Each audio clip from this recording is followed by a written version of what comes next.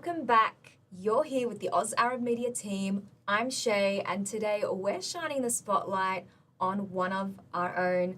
I'm introducing our viewers to Maya Sonji. Maya is an author and an academic. She joins us here in the studio with some insight into her life and her new book, which has been published. Maya, thank you so much and welcome to the studio. Thank you, Shay, and thank you, Oz Arab Media, for having me here today. Talk to us about your journey here to Australia, where you grew up, and what's helped shape you and your writing. I grew up predominantly in Lebanon. I've witnessed all the wars. I remember at one stage we were trying to escape the war. My mom is Chinese, Malaysian Chinese, so we were trying to escape to Malaysia to avoid the war, and they bombed the airport right in front of us. So we chucked this massive UE, and that's it. We were stuck in the war. Growing up, living in war was not easy.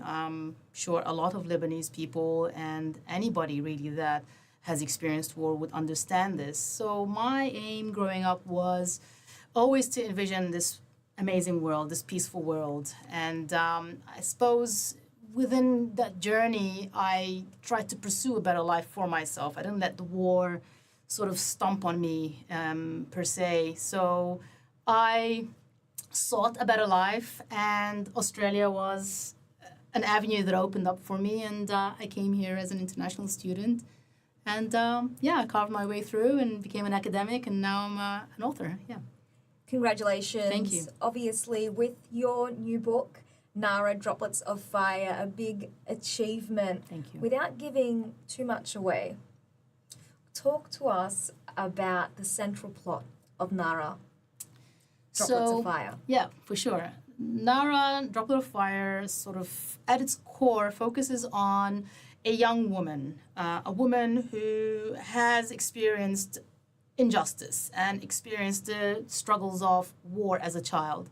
And similarly, growing up, she has this ambition to be a productive human being, to be someone who is going to make a difference in the world. So she seeks justice. She journeys in the book through that righteousness, wanting to see a better world.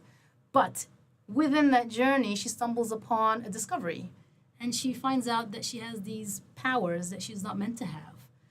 Where did she get these powers? You'll have to read the book to find out.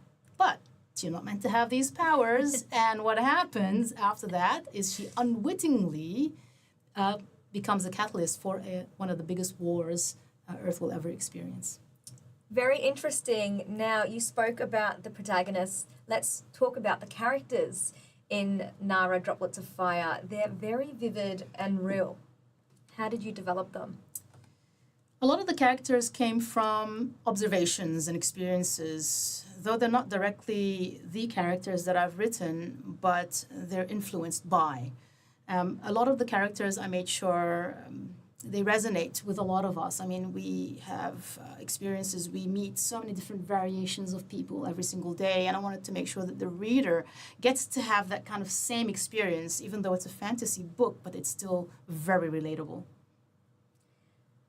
On that note, were any of the characters inspired by real people or events in your life?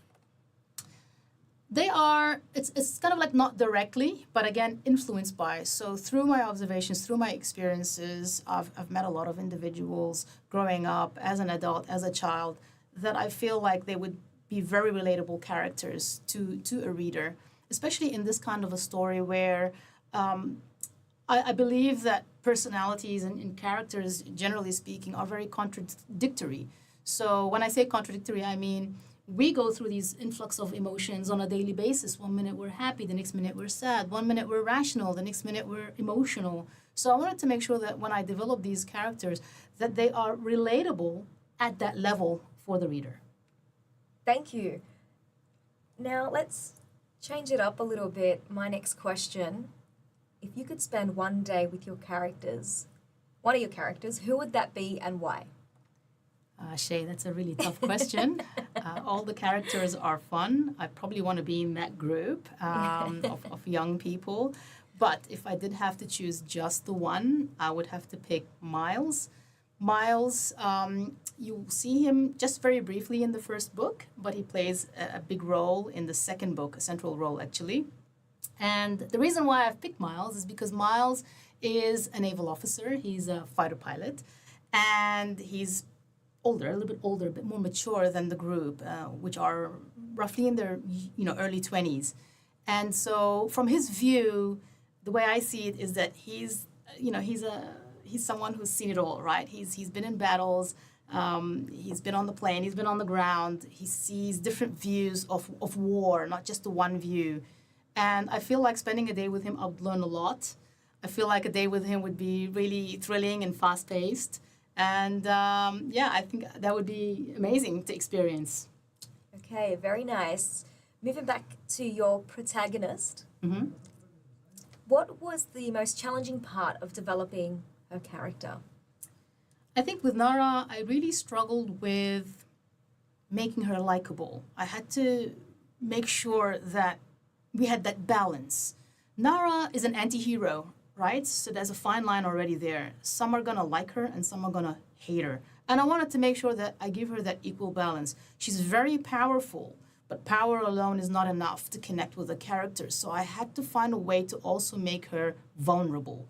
And I believe those vulnerabilities are what are gonna make people a bit more empathetic with the decisions that she has to make throughout the book. Thank you. You've given us a great insight into your new novel.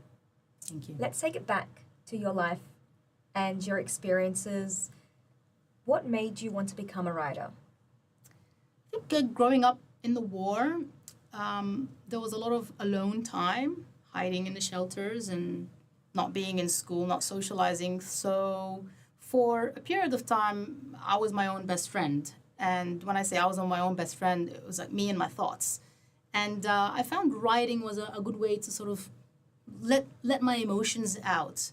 And also as a kid, I've always had this vivid imagination. I've always imagined that this anti-hero would come and save us all, right? Hence, I guess the story of Nara probably spawned when I was like 6, 7 years old, that young, and it stuck with me.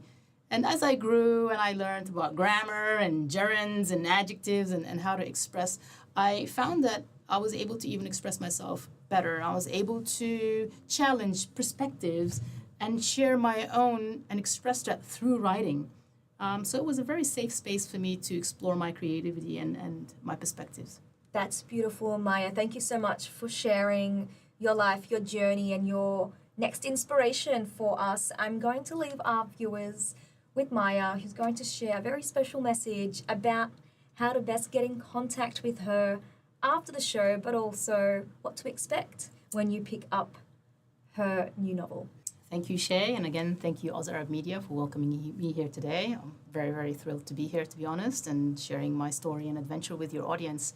I guess my message for everyone here is, keep your mind open, stay stimulated mentally, physically, and emotionally, and reading is a great way to do all of that. I also want to say that the novel isn't the only book that I've got. I've published NARA, Droplet of Fire, which is book 1 of the duology earlier this year. It's available on Amazon. Book 2 will be available mid-year, also on Amazon. But we also have books for children, age 3 to 8. It's a 7-book series that I've started publishing. I published 2 last year, and I'll have another one coming out this year. It's called The Little Chicky Chihuahua, which follows a little chihuahua on his adventures and his struggles that will resonate with little children.